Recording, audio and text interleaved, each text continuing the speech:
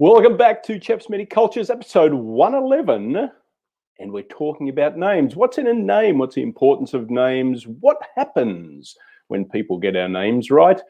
And what effect can it have on our lives in general? We're here to talk about that. Stick around.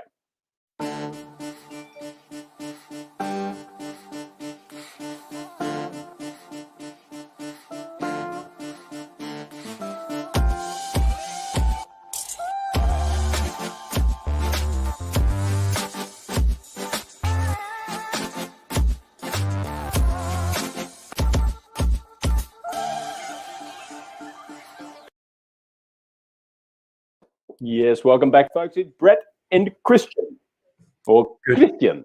Christian. This is the show of the business of culture and the culture of business. Two chaps, many cultures. If you like what you hear and see, mostly what you hear, I can't vouch for what you see. Make sure you hit the subscribe button. Do us a favor, share it out to your friends, and like us wherever your favorite platform is. How are you today, pal?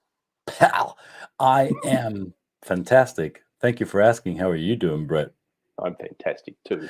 Wonderful. Wonderful. Did I get your name right? You did. Okay, good. See, now, unless I get you to spell it, that this is the only problem I have with my name mainly. Really? I'm a 2T guy. Some people are 1T. You know, we don't worry about them. Well, and depending on whether you talk to somebody from New Zealand, they will call you Brit, right? Yeah, and a lot worse. Yeah, man. I recognize the power of names, or the lack of power of names, first time I left my home country and people pronounced my name not the way my friends and family pronounced it. And I thought, that's interesting. How does that make me feel? Will I like being called that way? So my parents and my friends and family, in the German language, my name is pronounced Christian, and my high school buddies in the US and the host family that I stayed with, they called me Christian. There was a lot of sounds in it that I was not ready for yet, and I was like, do I like this? I understand that this is the English pronunciation of my name, and is this what I want to be called? And then they had other ways of calling me in high school. They called me Chris, which is an abbreviation of my name. And nobody ever had called me that. And I wondered, do I like that? So, I mean, to me at that point, it was kind of silly. I didn't pay too much attention to it. But now in hindsight, I think, yeah, I did question whether people really saw the true me by calling me by, yes, my name, but in variations that up to that point I didn't recognize as me, right? So has that ever have similar things happen to you?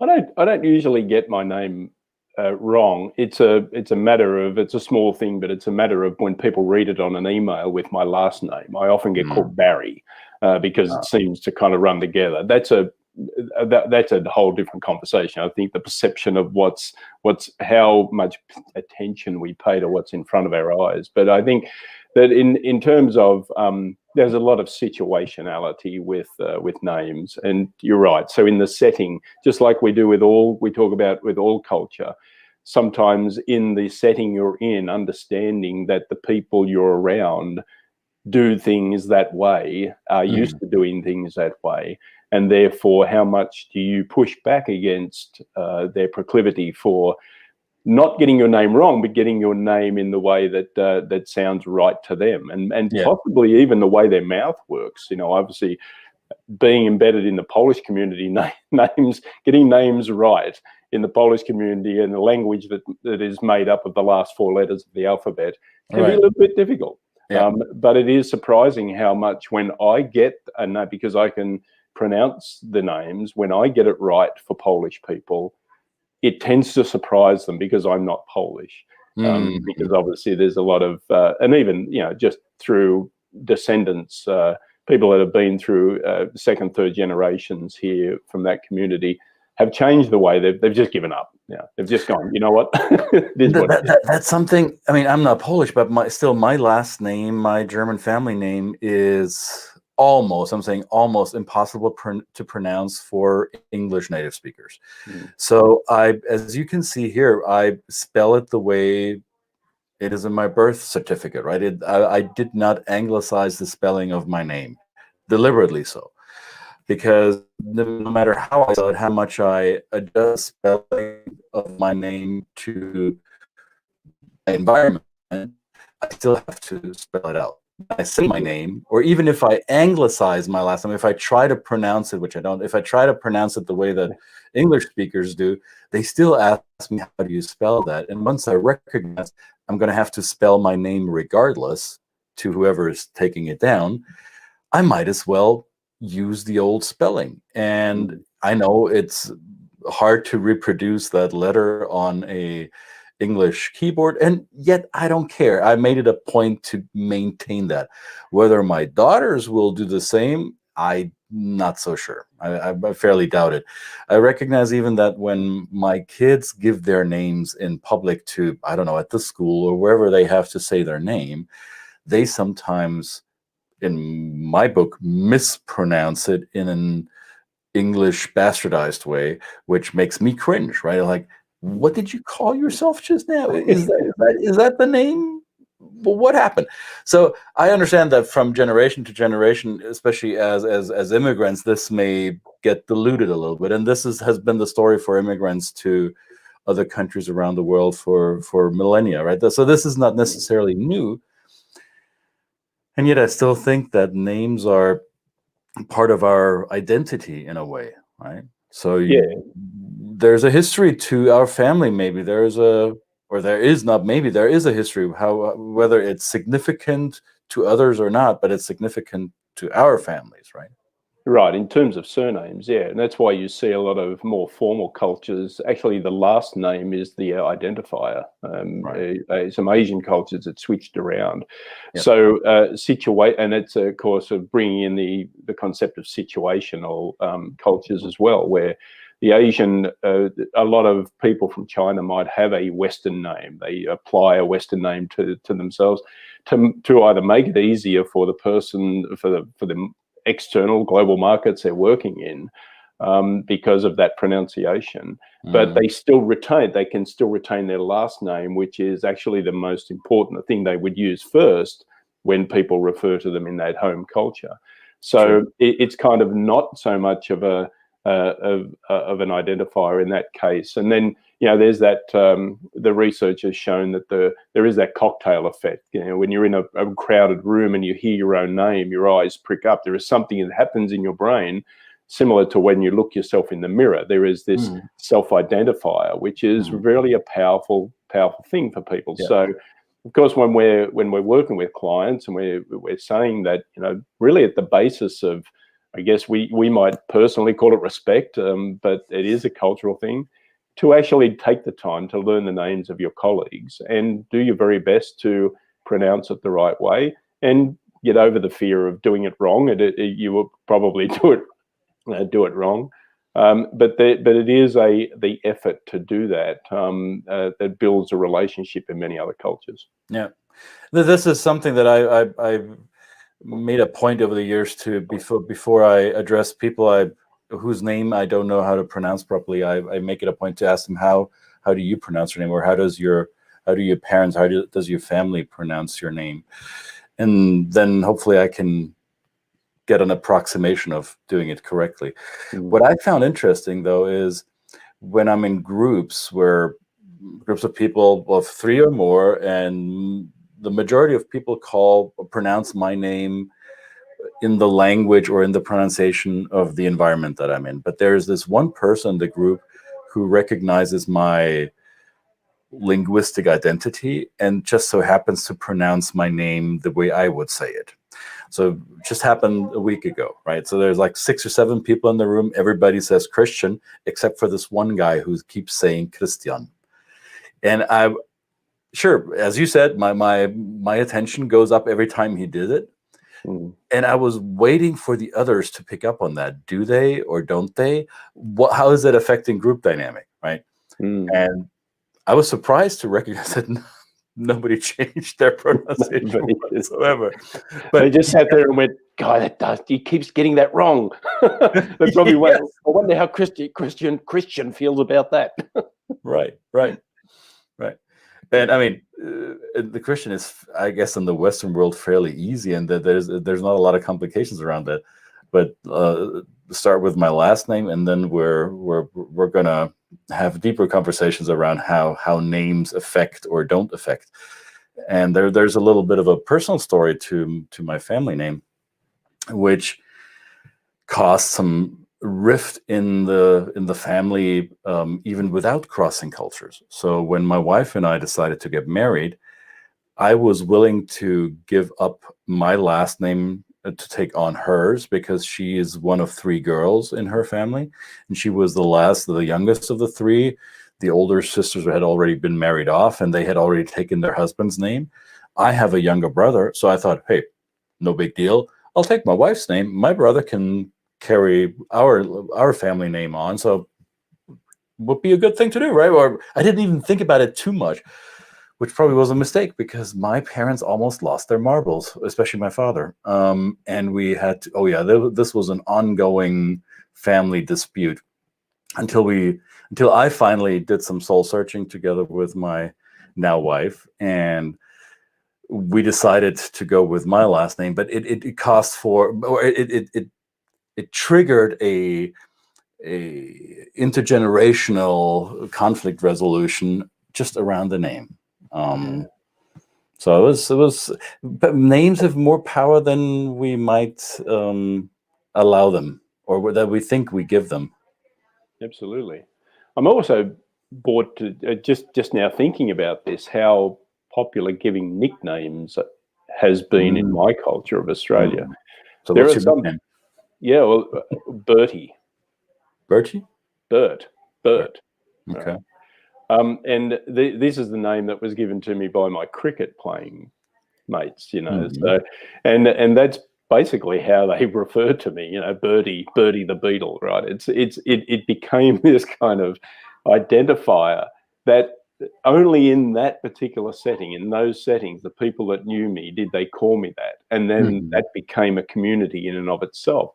To the extent that a lot of people that I played cricket with, I think if I did a poll of a lot of people, which is a large group of people over, you know, many years of playing the sport, that we do have this identifier for each other, and some people may not even remember what the original name of the person is. Yes. And I see that I play cricket here in this country too, with a small group of English people and New Zealand people, and we have a proclivity for nicknames as well. And that's basically how we identify each other, written and verbal communication. And on the field, I mean, the opposition teams must think we're nuts, you know, the things that we call each other. Then it becomes kind of a code language too, right? So it does. And I did a kind of tongue-in-cheek fun thing a couple of days ago on social media, because my nickname was given to me as it's rarely given. We rarely give ourselves our nicknames, right? It's usually the groups that we hang out with. So many of my friends back in high school, they abbreviated my last name, because in my German subculture, it's still in outside of the big cities, it's still quite common that people, especially buddies, male buddies, even females, address each other in a kind of semi-aggressive, jesting way by their last names. Hey, Höferle. Right. So instead of hey Christian, they call me hey Höferle, what's up? Right. So, and they abbreviated my last name to Höf. So in my friend circles, I'm the Höf. Yeah. So not to be confused with the Hoff. Right. So it's don't eating hamburgers on the floor. Yeah, right. So I sing better, and I don't dance on crumbling walls. So it's careful now. We're gonna. You said that in public. We have to hold. Yes. Hey, I think I'm sober more than this guy, but okay. Yeah. But maybe that's the best part for the thing. In any case, so I'm the Höf and he's the Hoff. So this is a nickname I didn't like, right? I thought this is corny, and I don't like my last name anyway, because it sounds stupid when they call me that, but it sticks. So what can you do, right? Right. And sometimes names can even be either a door opener or an obstacle. Just before we started this episode, I pulled out a book from the shelf. Let me hold it in the camera so everybody can see it. It's been out for a while, Freakonomics. If you haven't read it yet, you might enjoy it. And the authors of that book make interesting sociological observations, but through the lens of economists. So they observe societal phenomenon, not by how humans act on psychological or personality impulses, but on what's the economic gain. What follow the money? What's happening here, right? So they look at how names might actually, be a door opener or door closer, especially when you are applying for a job. So if you are in the United States and you apply for a certain position, and your name might give an indication as to your ethnicity or your family's ethnic background, then that could either hurt you or help you in landing that job, right? Which is arguably not a good thing. Right. What do you think? These are all negative biases that have been imposed through the society, and they are endemic to this society. That many societies where a name gives you a boundary to jump across more than perhaps other people. So. Yeah. And it's not a matter of telling, and accusing people of a negative thing. This is a natural thing that humans do, but identifying it and understanding it and trying to do any work that you can with yourself first. Obviously, we always talk about that in putting those biases aside and understanding that the person behind the name is a full functioning human being with wonderful talents and abilities. And you could be missing out on some really wonderful opportunities if you just use somebody's name to identify them, whether it be written, whether it be verbal. Yeah. So how do you go about a first interaction with somebody whose name you're not sure of? So what would be some questions or approaches that you have found to be helpful? Yeah, I like that. What did your parents call you? Okay. When you were late for dinner, right? Now that may not have been their natural name, but there are some cultures that do like the informality of a shortened version, or in some languages, like even the Polish language, the version, then the informal version of the name is often longer than the formal name, the version of the name. But if you have built a relationship, and this gets to not only just the name identifier, but also at what point are we at in the relationship, open that gate to understand, is this an informal interaction, or now can I kind of let my guard down a little bit and work together? So there's actually more tools in the toolkit in just using the name as an identifier. If somebody says that my name is Christian, I'm going to use that intentionally. I would be more like your friend to do that, But again, with your name, when I talk about you with other people, do I do it in your presence? Without your presence, I don't, because they might look at me strange and go, "What are you calling him that?" Exactly. That is so it's very situational, and I guess doing the work we do, we tend to be situational. We understand that, And that's a good point you're making here. That depending on the context or the recipient of the communication, how do you pronounce it? And the same is true for names of places, right? So do you call the capital of Poland? How do you call it in English? Warsaw, and in Polish you call it Warsaw in English. So, but and in Polish, Warszawa. See, right. So yeah. you wouldn't say Warszawa in an English language conversation, likely, right? Or Krakow, Krakow, Krakow. Yeah, or Munich, München, right? Or and I catch myself that I sometimes deliberately try to pronounce the names of places in the language of that country. and it makes me sound super pretentious. Hmm.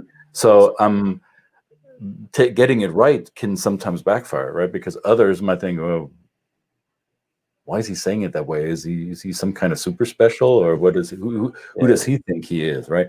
Yeah. So it's, as you said, context matters. Context Absolutely. matters. Situational matters.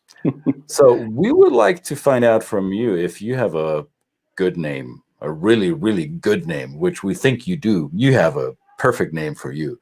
Let us know if the environments that you've been in have been supportive of your name identity, or if you found it to be challenging here and there. And maybe let's have some fun with it. If you're willing to have fun with yourself, then let us know what the mispronunciations may have been. So I'm going to give you an example. So my last name in German sounds like this, Höferle. And the variations I heard of it is Höferle, hopefully, Höferle, Höferle. So those are just a few, right? And all of them sound silly to my ears. So Go ahead. Let us know how people butchered your names, and let's set the record straight about who you are and what your name is. And then there's the old joke, you can call us anything except late for dinner. And that'd be the end of that.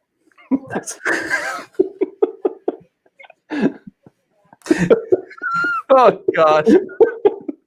Episode 111. I love this. Thank you, Brett. You have a wonderful work day and work week. We'll see each other tomorrow. We'll see you tomorrow for episode 112. Check it out. We'll post it on the socials, when and who and how and all the other good stuff. Thank you. Ciao for now. Thanks, mate. Bye.